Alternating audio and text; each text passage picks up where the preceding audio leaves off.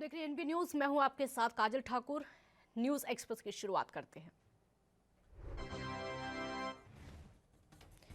आज का दिन पूरे देश के लिए गर्व करने वाला दिन है। नीरज चोपड़ा ने आज भाला फेंक में भारत को गोल्ड मेडल दिला दिया है। नीरज चोपड़ा ने टोक्यो ओलंपिक 2020 में भाला फेंक में गोल्ड मेडल जीतकर भारतीय खेलों में नया इतिहास रचा है। नीरज ने अपने दूसरे प्रयास में 87.58 मीटर भाला फेंका, जो कि सोने का तमगा हासिल करने के लिए काफी पर्याप्त था। ये ओलंपिक में पहला गोल्ड मेडल है। नीरज ने कहा कि मैंने सोचा नहीं था कि गोल्ड आएगा। स्वर्ण पदक मिल्खा सिंह जी को समर्पित। भाला फेंक में 23 साल के नीरज चोपड़ा ने गोल्ड मेडल जीतकर इतिहास रच दिया है। टोक्यो ओलंपिक 2020 में भारत का ये पहला गोल्ड मेडल है और 7वां पदक है। इस मौके पर नीरज के परिवार में खुशी का माहौल है। ये ओलंपिक में ट्रैक एंड फील्ड से भारत के लिए पहला मेडल है। इसके साथ ही वो ओलंपिक में इंडिविजुअल खेल में गोल्ड जीतने वाले शूटर अभिनव बिंद्रा के बाद दूसरे भारतीय खिलाड़ी बन गए।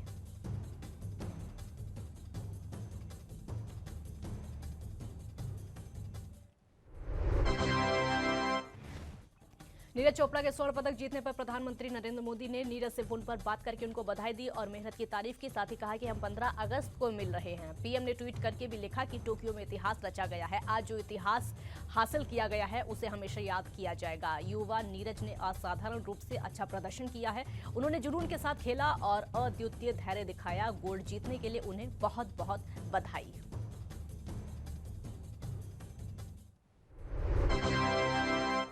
नीरज चोपड़ा के स्वर्ण पदक जीतने पर राष्ट्रपति रामनाथ कोविंद ने उनको बधाई दी। उन्होंने लिखा कि नीरज चोपड़ा की अभूतपूर्व जीत आपका भला सोना बाधाओं को तोड़ता है और इतिहास रचता है। आप अपने पहले ओलंपिक में भारत को पहली बार ट्रैक और फील्ड पदक दिलाते हैं। आपका कर्तव्य हमारे युवाओं के लिए प्रेरणा देगा। भारत उत्साहित है। हार्दिक बधाई। और वहीं खेल मंत्री अनुराग ठाकुर ने भी नीरज चोपड़ा के स्वर्ण पदक जीतने पर उनको बधाई दी। उन्होंने लाइव टीवी देखते हुए वीडियो साझा किया।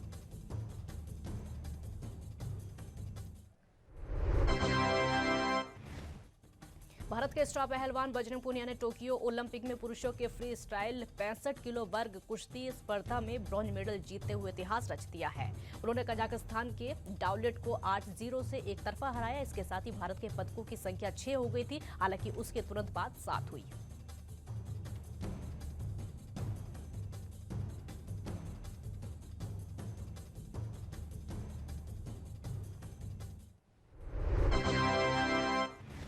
पहले राउंड में दोनों ही पहलवान आक्रामक दिखे। बजरंग ने हालांकि बेहद चतुराई से 2-2 पॉइंट लेते हुए 2-0 की बढ़त बना ली। दूसरे राउंड में जब मुकाबला शुरू हुआ तो बजरंग अलग ही अंदाज में नजर आए। उन्होंने विपक्षी पहलवान बिल्कुल भी मौका नहीं दिया। पूनिया ने लगातार 2-2 पॉइंट लेते हुए बढ़त 8-0 से कर ली। उन्हें पॉइंट के आधार पर विजय घोषित कर दिया।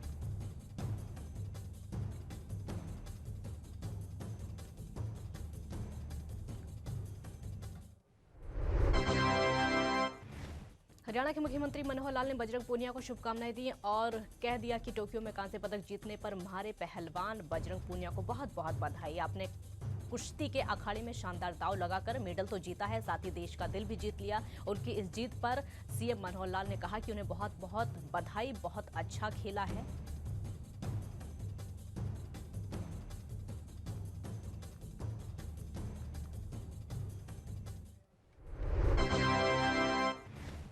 प्रधानमंत्री नरेंद्र मोदी ने वीडियो कॉन्फ्रेंसिंग के जरिए मध्य प्रदेश में प्रधानमंत्री गरीब कल्याण अन्न योजना कार्यक्रम में हिस्सा लिया। पीएम मोदी ने अन्न योजना लाभार्थियों के साथ बातचीत की। इस दौरान मध्य प्रदेश के मुख्यमंत्री शिवराज सिंह चौहान भी मौजूद रहे। लाभार्थियों को संबोधित करते हुए पीएम मोदी ने कहा कि जब कोरोना शुरू हुआ तब से देश के 80 करोड़ से ज्यादा गरीबों के घरों में मुफ्त राशन पहुंचाया गया।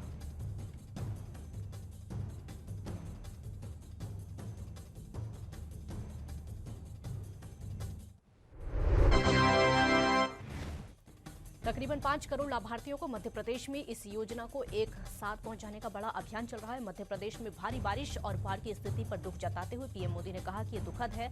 मध्य प्रदेश में अनेक जिलों में बारिश और बाढ़ की परिस्थितियां बनी हुई हैं। कई साथियों के जीवन और आजीविका दोनों प्रभावित हैं। मुश्किल की इस घड़ी में भारत सरकार और पूरा देश मध्य प्रदेश के साथ खड़ा है।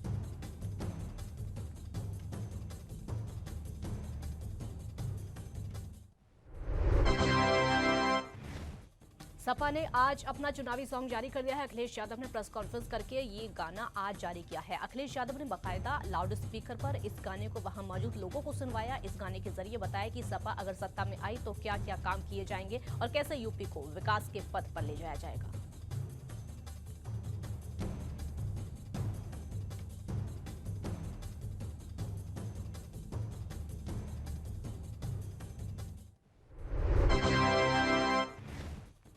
समाजवादी पार्टी के राष्ट्रीय अध्यक्ष अखिलेश यादव ने यूपी की योगी सरकार पर आजम खान के खिलाफ बदले की नीयत से कार्रवाई करने का आरोप भी लगाया। अखिलेश यादव ने कहा कि यूपी में ट्रांसफर पोस्टिंग के लिए पैसे लिए जाते हैं और कहा जाता है कि अगर आजम खान को फंसा पाए तो अफसरों को अच्छी पोस्टिंग दी जाएगी। अखिलेश ने कहा कि वो सीएम थे तो उनके पास भी योगी आदित्यनाथ की फाइल आई थी।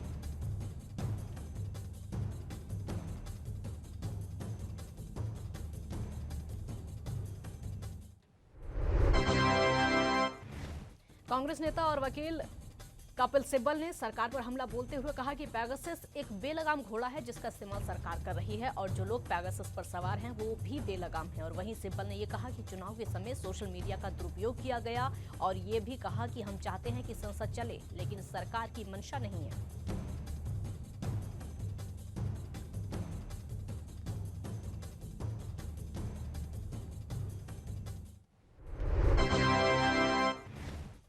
यूपी में होने वाले विधानसभा चुनाव की तैयारी के सिलसिले में बीजेपी के राष्ट्रीय अध्यक्ष आज लखनऊ पहुंचे। 2 दिवसीय दौरे पर लखनऊ पहुंचने पर नड्डा का स्वागत किया गया। कार्यक्रमों में शिरकत की। नड्डा आज सुबह लखनऊ एयरपोर्ट पहुंचे। इस दौरान सीएम योगी आदित्यनाथ और अन्य नेताओं ने उनका स्वागत किया। उसके बाद उन्होंने ब्लॉक प्रमुख और जिला पंचायत अध्यक्ष सम्मेलन को संबोधित किया। नड्डा ने यहां योगी सरकार की जमकर तारीफ की।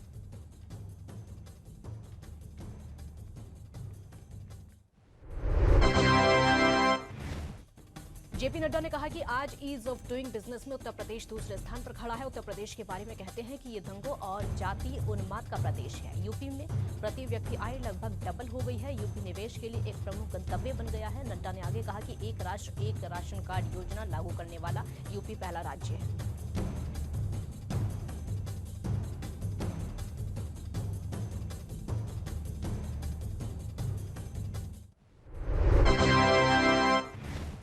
इस दौरान नड्डा ने बीजेपी कार्यकर्ताओं से संवाद भी किया। उन्होंने कहा कि हमसे कई बार लोग पूछते हैं कि ताली थाली बचाओ का अर्थ क्या है। मैं कहता हूं कि तुम क्या जानो इसका अर्थ क्या है। अगर समझ में आता है तो आपका राजनीति में ये हाल नहीं होता। उन्होंने ब्लॉक प्रमुखों से कहा कि ब्लॉक में शौचालय, हर प्रखंड में शौचालय निर्माण सुनिश्चित करना आपकी जिम्मेदारी होनी चाहिए। अपने क्षेत्र में ऐसे लोगों को ढूंढना आपका कर्तव्य है जिनके पास अभी भी एलपीजी गैस नहीं है।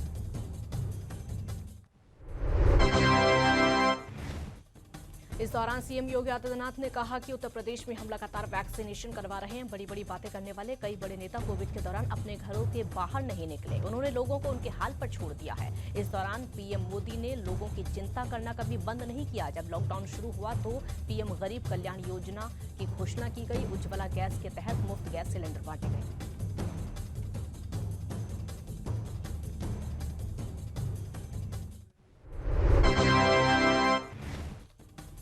कांग्रेस नेता राहुल गांधी ने सरकार पर जमकर हमला बोला और कहा कि आज विपक्ष की पार्टी ने किसानों की समस्याओं और काले कानूनों को हटाने के लिए हम सपोर्ट कर रहे हैं। साथ ही राहुल गांधी ने कहा कि संसद में हम पेगासस की बात करना चाहते हैं लेकिन वो इस पर चर्चा करना नहीं चाहते। वो हर हिंदुस्तानी के फोन के अंदर घुसे हैं और हमारी बात सुनने को तैयार नहीं है।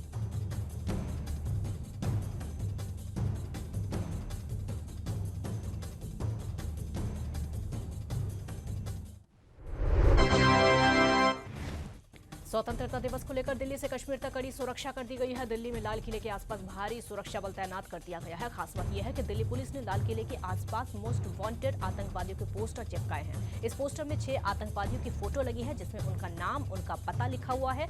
साथ ही दिल्ली पुलिस ने अपील की है कि अगर कोई भी व्यक्ति देश में इन आतंकवादियों को देखता है तो तुरंत पुलिस को सूचित करे।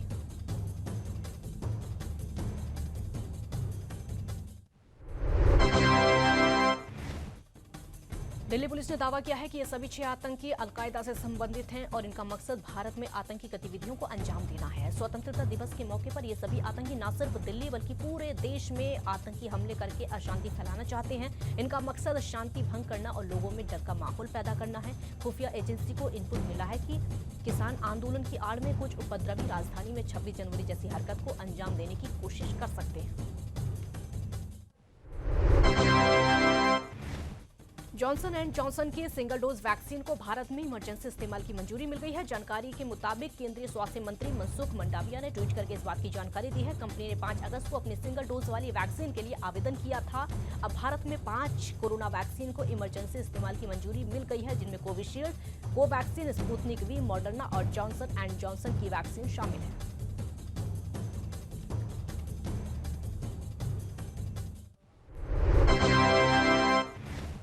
केंद्रीय स्वास्थ्य मंत्री मनसुख मंडाविया ने ट्वीट में लिखा है कि भारत ने अपनी वैक्सीन बास्केट में किया है विस्तार। जॉनसन एंड जॉनसन के सिंगल डोज वाली कोविड वैक्सीन को भारत में आपातकालीन उपयोग के लिए मंजूरी मिल गई है। अब भारत के पास 5 EUA टीके हैं। ये कोरोना के खिलाफ हमारे देश की लड़ाई को और तेज करेंगे। सूत्रों से जानकारी मिली है कि जॉनसन एंड जॉनसन की सिंगल डोज वैक्सीन 1 से 2 हफ्ते के भीतर भारत में उपलब्ध हो सकती है।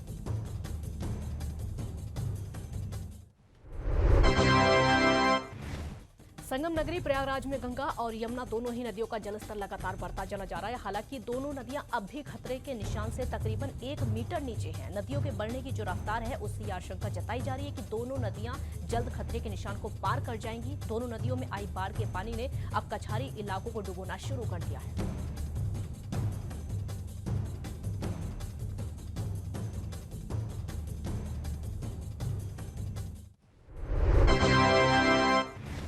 गंगा किनारे के कछारी इलाकों में बाढ़ का पानी अब धीरे धीरे घुसने लगा है। तटवर्ती इलाकों में सैकड़ों मकानों में बाढ़ का पानी घुस गया है। कई सड़कों और रास्तों पर पानी भर चुका है। सबसे ज्यादा दिक्कत गंगा पार इलाके के बतरा और सोनोटी गांव जाने वाले लोगों को हो रही है। इस गांव में जाने का रास्ता बाढ़ के पानी में पूरी तरीके से डूब गया है। लोगों को अब नाव के सहारे गाँव तक जाना पड़ता है और बाइक साइकिलों को नाव पर रखना पड़ता है। हालांकि बाकी इलाकों में अभी जितने भी हालात हैं वो काबू हैं। प्रशासन ने सभी एहतियाती कदम उठाने का दावा किया है। SDRF और NDRF के साथ साथ पुलिस और PSC के गोताखोर भी तैनात कर दिए गए हैं। 100 के करीब बाढ़ राहत चौकियां खोल दी गई हैं। कंट्रोल रूम स्थापित कर रहे हैं। हेल्पलाइन नंबर भी जारी कर दिए गए हैं।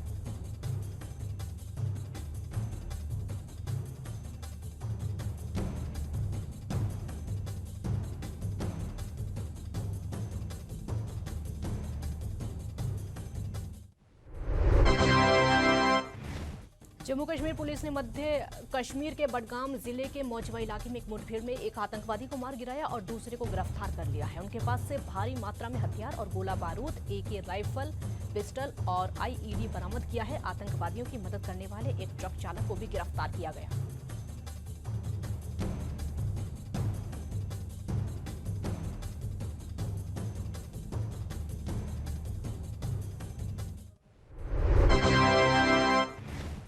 IG कश्मीर विजय कुमार ने कहा कि बडगाम पुलिस द्वारा बडगाम के मोजबा चंदूरा इलाके में आतंकवादियों की मौजूदगी के बारे में एक विशेष सूचना पर कार्रवाई करते हुए पुलिस, सेना और CRPF द्वारा उक्त क्षेत्र में एक संयुक्त घेरा और तलाशी अभियान शुरू किया गया। तलाशी अभियान के दौरान जैसे ही आतंकवादियों की मौजूदगी का पता चला, उन्हें आत्मसमर्पण करने का मौका दिया गया। हालांकि उन्होंने आत्मसमर्पण करने के बजाय संयुक्त तलाशी दल पर अंधाधुंध गोलियां चला दी, जिसमें जवाबी फायरिंग की गई और मुठभेड़ हो गई।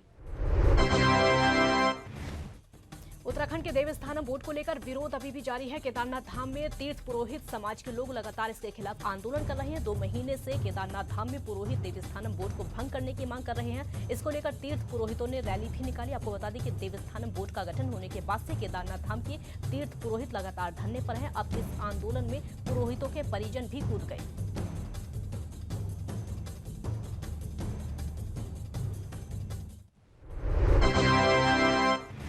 पुरोहितों के गांव में भी देवस्थानम बोर्ड का विरोध किया जा रहा है। विरोध के चलते पुरोहित कोर्ट की शरण भी ले चुके हैं, लेकिन कोर्ट से भी पुरोहितों को कोई संतोषजनक जवाब नहीं मिला है, जिसके बाद से केदारनाथ धाम समेत बद्रीनाथ, केदारनाथ, गंगोत्री समेत यमुनोत्री के तीर्थ पुरोहितों का आंदोलन लगातार जारी है। तीर्थ पुरोहित कई बार मुख्यमंत्री समेत अन्य मुख्यमंत्रियों से मुलाकात करके बोर्ड को भंग करने की मांग कर चुके हैं, लेकिन बोर्ड भंग होने के बजाय बोर्ड का विस्तारीकरण किया जा रहा है।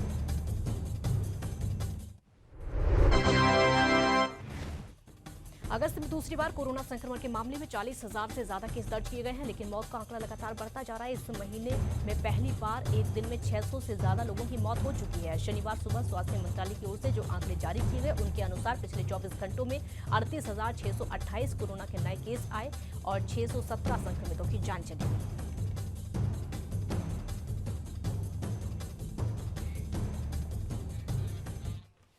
एक ब्रेक के लिए यहाँ पर रुकेंगे, जल्द हाजिर होंगे।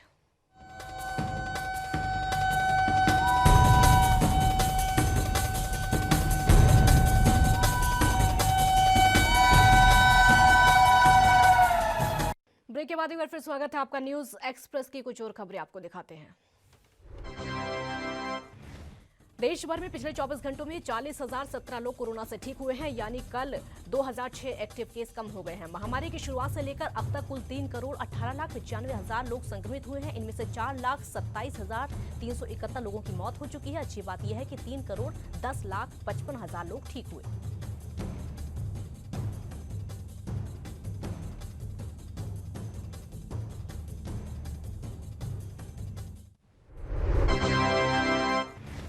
त्रिपुरा के मुख्यमंत्री बिप्लब देब की हत्या के प्रयास के आरोप में 3 लोगों को गिरफ्तार कर लिया गया है। पुलिस ने शनिवार को ये जानकारी दी। पुलिस ने बताया कि मुख्यमंत्री अपने आधिकारिक आवास से सैर पर निकले थे, तभी कार में सवार 3 व्यक्ति उनके सुरक्षा घेरे में घुस गए। गाड़ी जैसे ही देब के पास से गुजरी तो वो तेजी की ओर भागने निकले और आपको बता दें कि घटना में उनका एक सुरक्षाकर्मी मामूली रूप से घायल हुआ।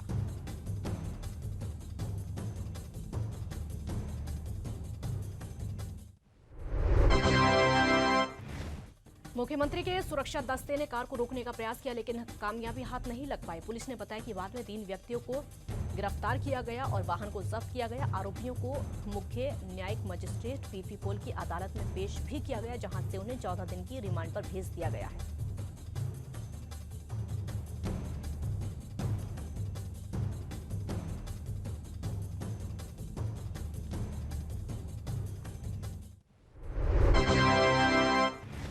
देश की राजधानी दिल्ली के द्वारका सेक्टर 22 में निर्माणाधीन हज हाउस के विरोध में प्रदर्शन के बाद दिल्ली पुलिस ने डीडीएमए एक्ट के तहत मामला दर्ज कर लिया है। पुलिस का कहना है कि मामला इस प्रदर्शन के आयोजनकर्ताओं के खिलाफ दर्ज किया गया।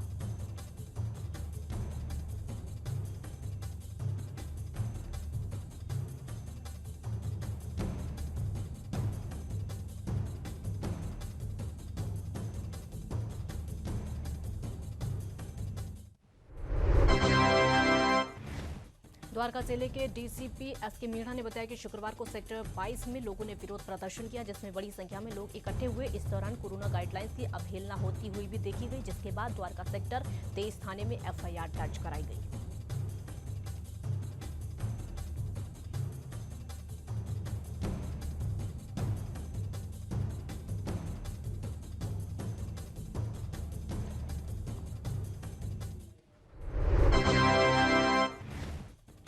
पुलिस आयोजनकर्ताओं का पता लगाने की कोशिश कर रही है। इसके अलावा आपको बता दें कि सीसीटीवी कैमरों को भी तलाशने की कोशिश लगातार की जा रही है। इस मामले में शुक्रवार को बड़ी संख्या में लोग इकट्ठा हुए थे और निर्माण का विरोध कर रहे थे।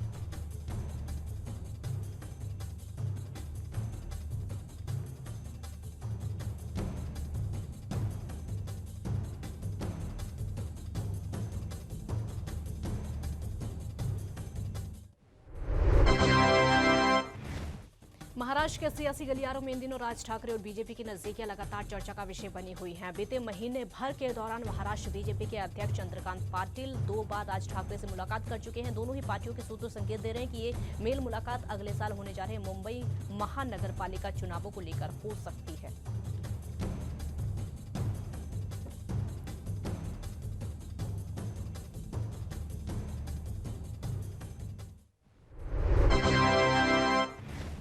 मध्य प्रदेश में भारी बारिश के चलते कई जिलों में बाढ़ के हालात लगातार बने हुए हैं। आपको बता दें कि प्रदेश के शिवपुरी, गुना, दतिया, भिंड, मुरैना और ग्वालियर का कुछ हिस्सा बाढ़ का कहर झेल रहा है। इसी क्रम में सीएम शिवराज सिंह ने पीएम मोदी से बात की, तो वहीं पूर्व सीएम कमलनाथ भी लगातार बाढ़ प्रभावित इलाकों का दौरा कर रहे हैं। साथ ही इस मामले में बीजेपी को घेरने की कोशिश कर रहे हैं।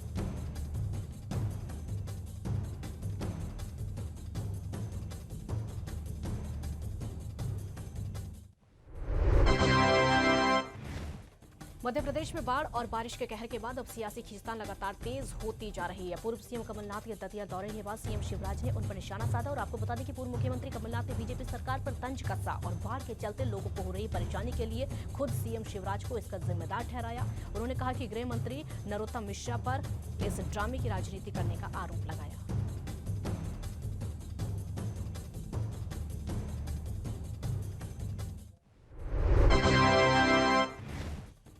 प्रजापति समाज पर विवादित टिप्पणी करने का मामला लगातार गर्माता जा रहा है। भाजपा नेत्री सोनाली फोगाट ने इंटरनेट मीडिया पर वीडियो जारी किया है। इसमें उन्होंने कहा है कि वीडियो के दौरान उन्होंने एक कहावत कही थी, अगर प्रजापति समाज को इससे ठेस पहुंचती है तो वो प्रजापति समाज से माफी मांगती हैं, उसके लिए सभी का सम्मान।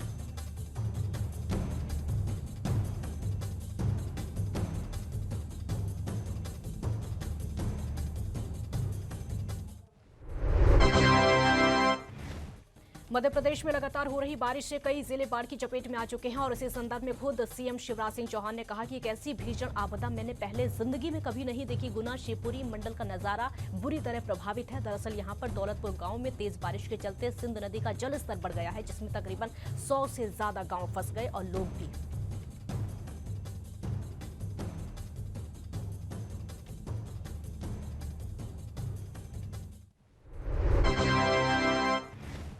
जापान के टोक्यो में चल रहे ओलंपिक खेल में आज का दिन भारत के लिए बेहद खास रहा और गर्व करने वाला रहा। जहां कुश्ती में बजरंग पुनिया ने कांस्य पदक जीता, तो वहीं भारतीय एथलीट नीरज चोपड़ा ने भाला फेंक में गोल्ड मेडल जीतकर देश का नाम ऊंचा कर दिया। और इसी जीत की खुशी में हरियाणा के गृह एवं स्वास्थ्य मंत्री अनिल विज ने जमकर डांस किया।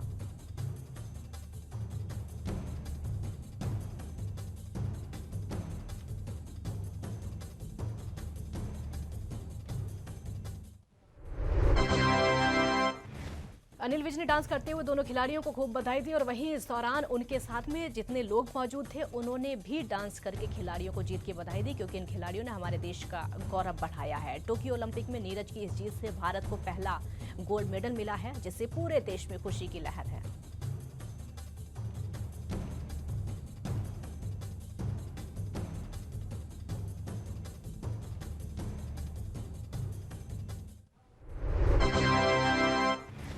भारत की golfer Aditi Ashok Tokyo Olympic में मेडल जीतने से चूक गई और आपको बता दें कि अदिति अशोक ने चौथे स्थान पर फिनिश किया। वो मेडल से सिर्फ एक शॉट दूर रह गई। अदिति का कहना है कि उन्हें मेडल नहीं जीतने का काफी बुरा लग रहा है। अदिति अशोक ने इवेंट खत्म होने के बाद अपना दर्द भी बयां किया।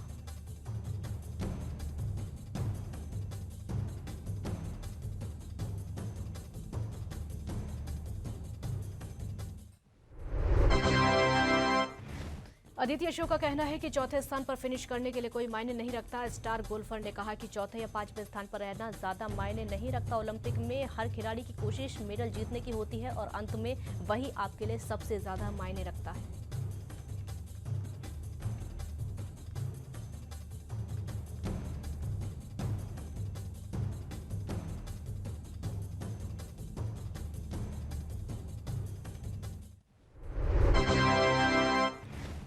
अमिताभ बच्चन के बंगले समेत 4 जगहों पर बम रखने की धमकी देने वाले 2 लोग गिरफ्तार हो चुके हैं। मुंबई में कल जिन 4 जगहों पर बम रखने का कॉल आया था वो हॉक्स कॉल था। मुंबई पुलिस ने इस संदर्भ में 2 लोगों को हिरासत में ले लिया है, जिनके नाम राजू कांगड़े और रमेश बताए जा रहे हैं। ये दिन मुंबई से सटे कल्याण में कल शाम को पार्टी कर रहे थे और नशे में दोनों ने पुलिस को कॉल किया। 4 जगह पर बम रखने की जानकारी दी। पुलिस ने जब दोबारा उस नंबर पर कॉल किया, दोनों ने मोबाइल बंद कर लिया। सूत्रों से मिली जानकारी के मुताबिक दोनों नशे में ये हॉक्स कॉल किया करते थे। पुलिस ने गिरफ्तारी के बाद बयान दर्ज किया और कहा कि मुंबई क्राइम ब्रांच की क्राइम इंटेलिजेंस यूनिट ने 2 लोगों को गिरफ्तार किया है। उनसे हॉक्स संबंधित पूछताछ लगातार जारी है। आगे कोई भी बात सामने आती है तो उसको जग जाहिर किया जाएगा।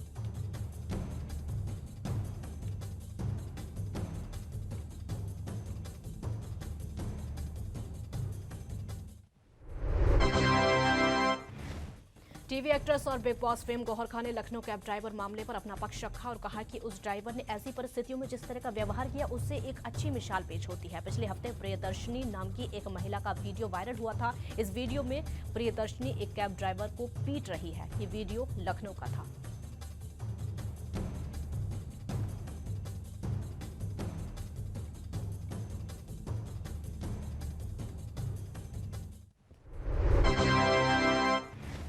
गौहर खान मुंबई एयरपोर्ट पर स्पॉट हुई और वहां पर मौजूद पेपराजी ने उनसे लखनऊ गर्ल के वायरल वीडियो पर रिएक्शन पूछा। इस पर उन्होंने कहा कि इज्जत दिखाई दी, ये उनकी अच्छाई और व्यवहार था, ये उनके संस्कारों को दिखाता है और इस तरह के आदमी को पूरे भारत की जरूरत है। गौहर खान ने आगे कहा कि उस लड़की का एक औरत होने का फायदा उठाया, मतलब बदतमीजी की हद पार कर दी।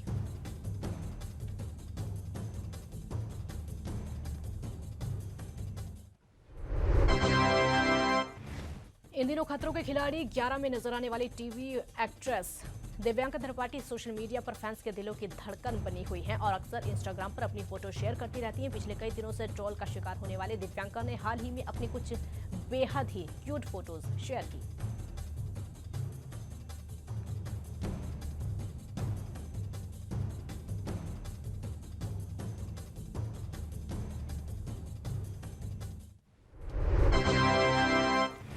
दिव्यांगा की ये फोटोज कैपटाउन की हैं। इनमें वो ब्लू कलर की शर्ट ड्रेस में नजर आ रही हैं। इसके साथ ही उन्होंने ब्लैक लेगिंग और ब्लैक शूज पहने हैं। फोटो में दिव्यांका ने न्यूड मेकअप के साथ अपनी पोनी का लुक भी दिखाया है। इस अवतार में वो बहुत ज्यादा क्यूट लग रही है।